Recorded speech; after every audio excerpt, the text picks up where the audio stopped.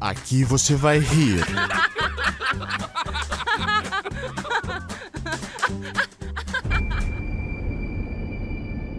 Vai sentir medo.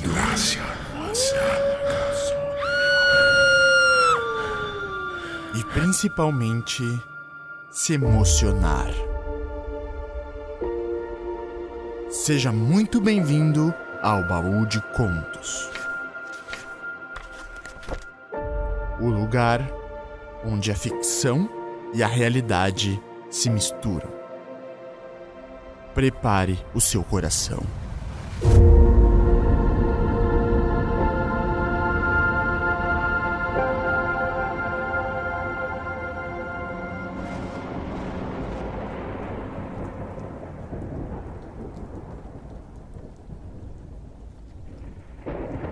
O Coração Delator, conto de Edgar Allan Poe.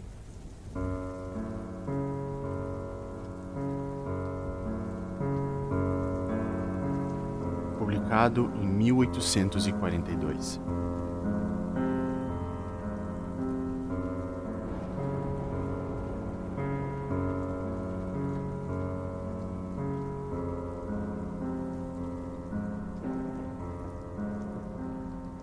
É verdade. Nervoso, muito nervoso, terrivelmente nervoso fui e sou. Mas por que motivo hão de dizer que eu sou doido? A doença havia apurado os meus sentidos. Não os havia destruído, não os havia embotado. O que em mim suplantava todos os mais sentidos era a acuidade do ouvido. Ouvia tudo o que ocorria, quer fosse no céu, quer fosse na terra. Ouvia até muitas coisas que ocorriam no inferno. Por que dizem então que eu estou doido? Escutem e observem a serenidade, a sã lucidez com que lhes posso contar a história toda. É impossível dizer como foi que essa ideia primeiro penetrou no meu cérebro, mas uma vez concebida, obsidiosamente, dia e noite. Não existia móvel, não existia paixão. Eu era amigo do velho, nunca me fizera mal, nunca me insultara. Eu não lhe cobiçava o ouro. Creio que foi o olho. Sim, foi isso. Tinha um olho de abutre, um olho de um azul pálido coberto de uma membrana. Sempre que me fitava, gelava-me o sangue. E assim, a pouco e pouco, muito lentamente, foi-se gerando em mim a decisão de matar o velho com o único modo de me libertar para sempre daquele olho maldito. Agora aqui é que está o nó da questão. Julgais-me doido. Os doidos nada sabem. Mas devias-me ter visto. Devíeis ter visto o tino com que procedi. A cautela, a previsão, a dissimulação com que operei. Eu nunca fora mais afável para com o velho do que durante a semana que precedeu o seu assassínio. Todas as noites, cerca da meia-noite, desandava o fecho da sua porta e abria. Oh, com que extremos de cuidado! E então, depois de abrir uma estreita fresta, introduzia uma lanterna de furta-fogo, tendo o cuidado de evitar que a sua luz pudesse ser vista, e depois enfiava a cabeça. Oh, havia de rir, se visseis quão astutamente eu enfiava a cabeça pela fresta da porta, movia lentamente, muito lentamente, a fim de não perturbar o sono do velho. Levava-me 1 hora a passar a cabeça pela exígua abertura, até o poder ver estendido na cama. Ah, teria um doido procedido com todos estes cuidados? E depois, quando já tinha a cabeça toda dentro do quarto, apagava a lanterna cautelosamente. Muito devagarinho, de modo que só um tênue raio ficasse incidindo sobre o olho de abutre. Fiz isto durante 6 longas noites. Sempre à mesma hora, à meia-noite, mas sempre encontrei fechado o olho. Era assim impossível levar a cabo o meu plano, pois o que me incomodava, o que se tornava para mim incomportável, não era o homem, mas sim o olho maldito. Todas as manhãs ao romper do dia entrava com todo o descaro no quarto dele e falava-lhe afoitamente, tratando-o pelo seu nome com todo carinho e perguntando-lhe como passar a noite. Vedes, pois, que era mister que ele fosse um homem muito perspicaz para suspeitar de que todas as noites, ao bater das 12, eu espreitava o seu dormir. Na 8ª noite fui mais cauteloso do que de costume ao abrir a porta. O ponteiro de um relógio é mais ligeiro do que era minha mão. Antes daquela noite, nunca eu sentira o alcance das minhas forças, da minha sagacidade. Mal podia exprimir a minha sensação de triunfo. Pensar que eu me achava ali, abrindo a porta, pouco a pouco, e que ele nem sequer sonhava que eu secretamente fazia, eu pensava. Ri-me, francamente, com ufania e regozijo a esta ideia. E talvez ele me ouvisse, pois que se mexeu na cama subitamente, como que sobressaltado. Pensais talvez que recuei, mas não.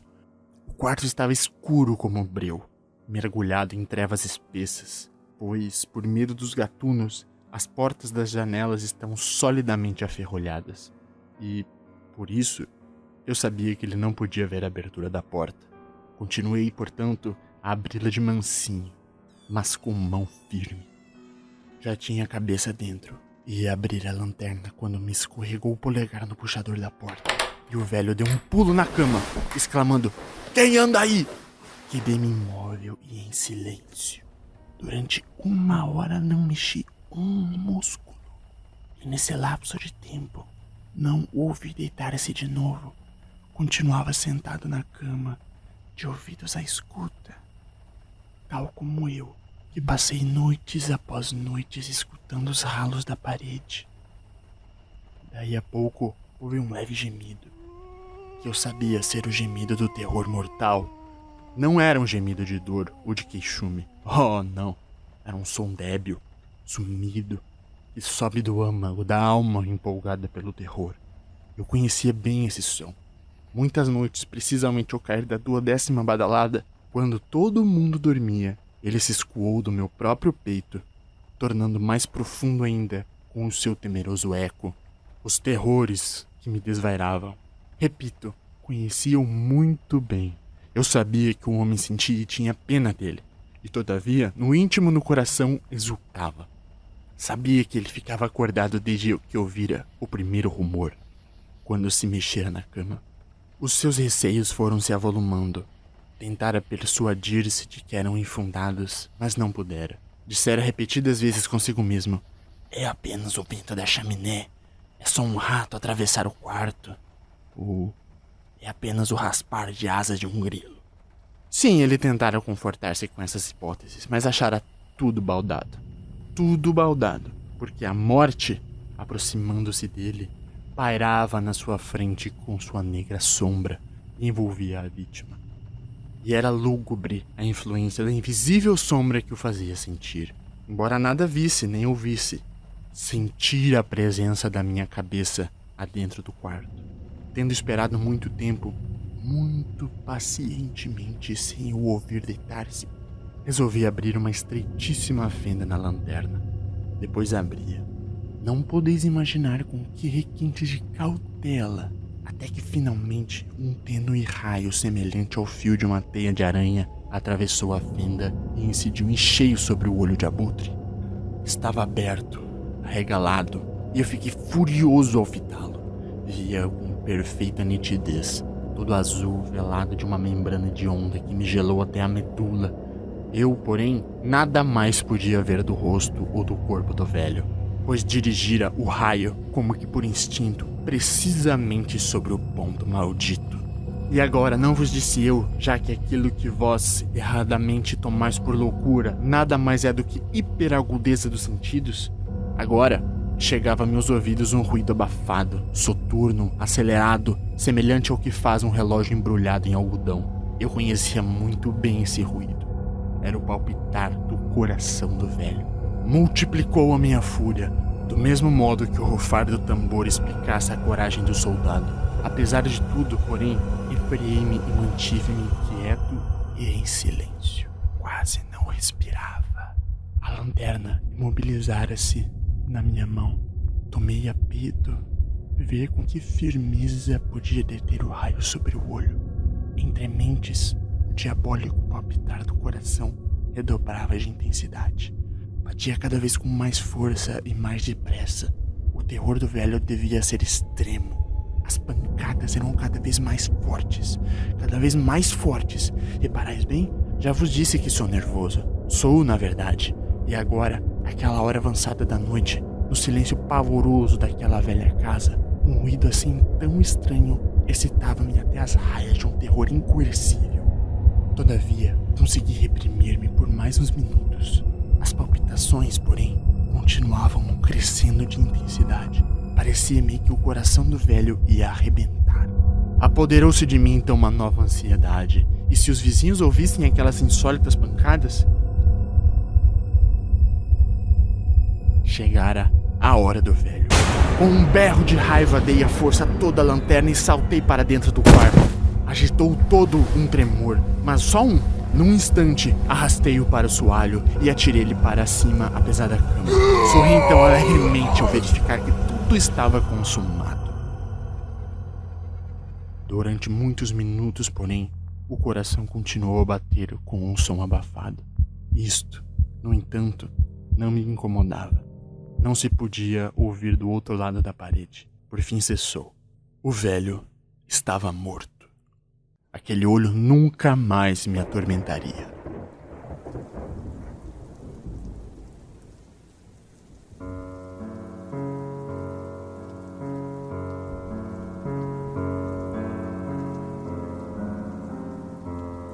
Se ainda me tendes por doido, mudarei de parecer. Logo que eu vos descreva as ponderadas precauções que tomei para ocultar o cadáver. A noite ia avançando e eu apressava-me na minha tarefa, mas em silêncio. A primeira coisa que fiz foi esquartejar o cadáver. Cortei-lhe a cabeça, os braços e as pernas. Depois arranquei 3 tábuas do soalho do quarto e sepultei tudo entre os barrotes. Tornei a colocar as tábuas tão habilmente, tão atiladamente, que não havia olho humano, nem mesmo dele, que pudesse lobrigar fosse o que fosse de anormal. Nada havia que lavar. Não havia mancha nenhuma. O sangue caíra todo numa bacia que eu tivera a prudência de utilizar. Quando eu terminei todo este trabalho, eram 4 horas, e ainda estava tão escuro como se fora meia-noite. Ao bater a última badalada do sino, ouvi que alguém batia à porta da rua. Desci para abri-la, serenamente, afoitamente, pois que tinha eu agora que recear. Entraram 3 homens, que se apresentaram com toda delicadeza como agentes de polícia.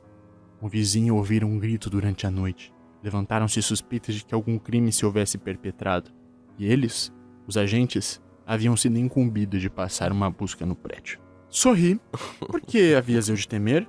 Dei as boas-vindas aos recém-chegados e franqueei-lhes a casa. O grito, expliquei, fora eu próprio quem, em sonhos, o soltara. O velho, acrescentei, achava-se ausente na aldeia. Acompanhei os visitantes por toda a casa. Pedi-lhes que examinassem, e que examinassem bem. Levei-os por fim ao quarto dele. Mostrei-lhe os seus tesouros, arrumados, intactos. No entusiasmo da minha confiança, levei cadeiras para o quarto e convidei-os a descansarem das suas fadigas. Enquanto eu, na desvairada audácia do meu perfeito triunfo, colocava a minha cadeira, mesmo no sítio por baixo do qual jazia o cadáver da minha vítima. Os agentes estavam satisfeitos. As minhas maneiras haviam nos convencido. Eu estava perfeitamente à minha vontade. Eles estavam sentados e, enquanto eu lhes respondia jovialmente, conversava sobre coisas familiares. Passado pouco tempo, porém, senti-me empalidecer. No meu íntimo, desejei que eles se fossem já embora. Doía minha cabeça e parecia meter uma zoeira nos ouvidos. Eles, porém, continuavam sentados e não cessavam de cavaquear. A zoeira nos ouvidos tornava-se agora mais nítida. Falei mais alto, a fim de me libertar daquela sensação, mas o ruído continuava e era cada vez mais nítido. Até que, por fim, percebi que o ruído não residia dentro dos meus ouvidos. Nesta conjuntura, fiquei, sem dúvida, muito pálido, mas falei com mais influência e engrossei a voz. O ruído, porém, intensificava-se. E que podia eu fazer? Era um ruído abafado, soturno, acelerado, muito semelhante ao que faz um relógio embrulhado em algodão. Arquejava, ofegante, E todavia, os policiais nada ouviam. Falei mais depressa, mais entusiasticamente. O ruído, porém, aumentava de intensidade. Levantei-me e pus a discutir sobre frioleiras, num tom de voz forte e com gestos violentos. Por que é que eles não se iam embora? Comecei a andar de uma banda para outra, batendo pesadamente com os pés no chão, fingindo-me enfurecido pelas considerações dos homens. Mas o ruído aumentava. Oh, meu Deus, o que eu podia fazer? Espumei, disparei e praguejei. Agarrei na cadeira em que estivera sentado e pus-me a raspar com ela as tábuas do soalho, mas o ruído suplantava tudo e cada vez se ouvia mais. Era cada vez mais forte, cada vez mais forte, cada vez mais... No entanto, os homens continuavam a conversar prazenteiramente e sorriam. Era possível que eles não ouvissem? Deus onipotente, não, eles ouviam, eles suspeitavam, eles sabiam. Estavam zombando do meu horror. Era o que eu pensava e é que eu penso, mas tudo, fosse o que fosse, era preferível àquela agonia. Tudo era mais tolerável do que aquela risão. Não podiam suportar por mais tempo aqueles sorrisos hipócritas. Sentia que tinha de gritar ou de morrer, e então as pancadas continuavam. Escutai! A bater cada vez com mais força, Patifes! Bradei então, no auge do desespero. Não dissimulem mais! Confesso o crime. Arranquem essas tábuas! Aqui! Vejam, são as palpitações do seu hediondo coração.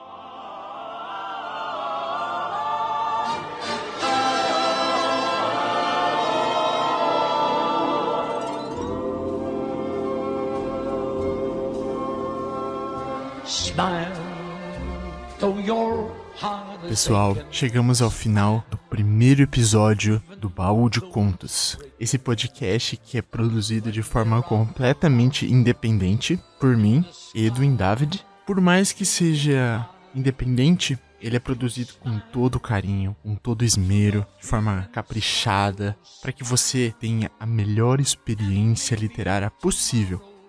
Aqui eu pretendo trazer contos de vários gêneros, e foi um prazer começar com o conto do Edgar Allan Poe, que é considerado o pai do terror clássico, esse que inspirou autores muito conhecidos e internacionalmente premiados, como Stephen King, que eu também quero trazer bastante aqui, um autor que eu gosto muito.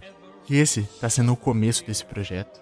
E o objetivo é que eu traga para vocês contos com a melhor qualidade possível, mesmo que demore um pouco para os novos episódios serem lançados. E vocês sempre podem considerar entrar em contato comigo pelo e-mail baudecontos.podcast@gmail.com. E também todos os episódios desse podcast serão lançados no YouTube pelo canal Baú de Contos. Sinta-se à vontade para mandar e-mails, todas as sugestões serão bem-vindas. Foi um prazer muito grande ter trazido esse primeiro episódio para vocês e eu posso garantir que vocês vão gostar muito do que está por vir. E, se você gostou também do meu trabalho, considere também colaborar com esse projeto. Acessando o link colabora.ai/baú de contos, você pode fazer qualquer doação, de qualquer valor. Muito obrigado por terem ouvido esse episódio e até a próxima.